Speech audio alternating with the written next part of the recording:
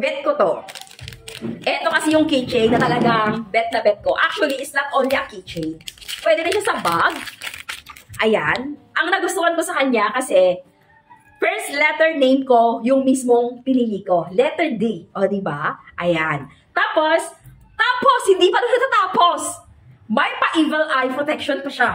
Alam niyo naman, okay? Kung hindi ka masyadong pamilyar kung ano ang ibig sabihin ng evil eye protection, pwede mo i-google na lang kasi masyado nang mahaba. Google mo na lang pangga ko. Pero, goods as goods sa ito. Especially, pag napapaligiran ka ng mga bad elements or kaya mga alam mo na, mga chismoso, mga ingetera sa paligid. Ay, nako! Good na good sa'yo to. Mapiprevent ng eye evil protection na to. This is an amulet effect kemelot. Ayan yan, ha? Naka-discount sale lang sila. Pero yung mas maganda sa akin dito, yung letter D. Na naka-letter D siya, first letter ng pangalan ko. Ayan siya. Keychain, pwedeng pang sabit ng bag. O, diba? Cute-cute lang. Gusto mo ng ganito?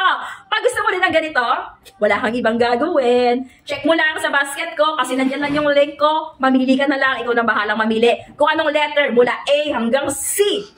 Z. Oh, meron sila.